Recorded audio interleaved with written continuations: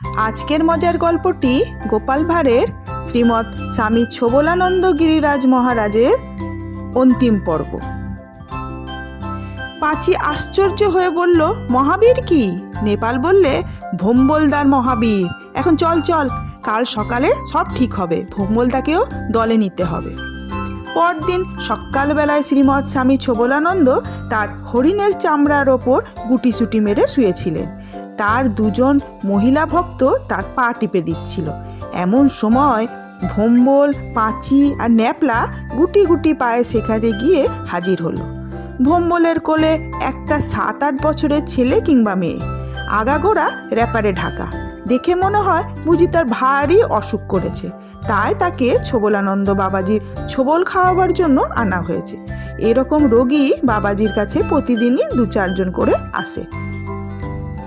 3 জন ছোবলানন্দ মহারাজকে দণ্ডবত প্রণাম করলে। একজন ভক্ত ভোম্বলের কোলে র্যাপার ঢাকা মূর্তিটি দেখিয়ে বলল, ওর কি অসুখ করেছে? নেপাল গদগদ হয়ে বললে, ওর খুব অসুখ, ডাক্তার কবিরাজ হাল ছেড়ে দিয়েছে, তাই বাবাজির কাছে নিয়ে এসেছি।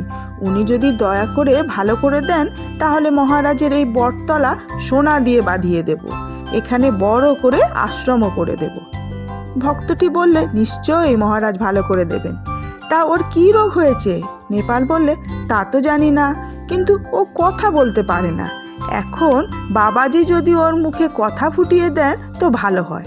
আমরা 500 টাকা মানত করেছি, বাবাজির পায়ে প্রণামী দেব, যদি তিনি একে ভালো করে দিতে পারেন। প্রণামীর কথা শুনে শ্রীমৎ ছোবলানন্দ উঠে বসলেন।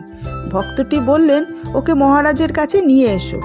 নেপাল বললে, ও বড় রাগী, আর কিছুতেই মুখ খুলতে চায় না। ভক্তটি বললে, তাতে ক্ষতি নেই, বাবার চড় খেলেই সব রোগ সেরে যাবে। কথা বলতে পারবে তো?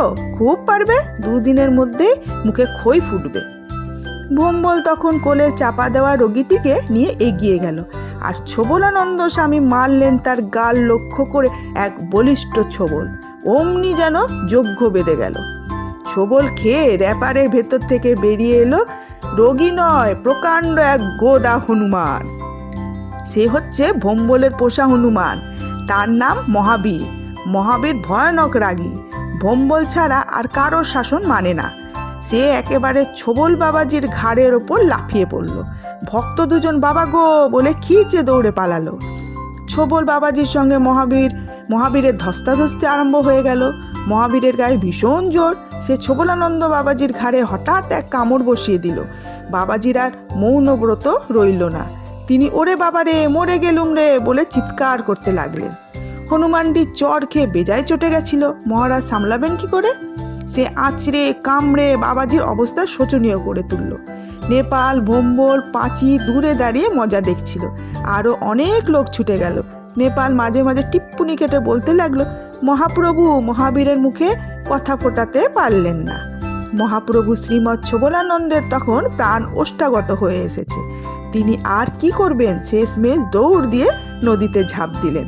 হনুমানটি তীরে দাঁড়িয়ে তাকে মুখ ভ্যাংচাতে লাগলো।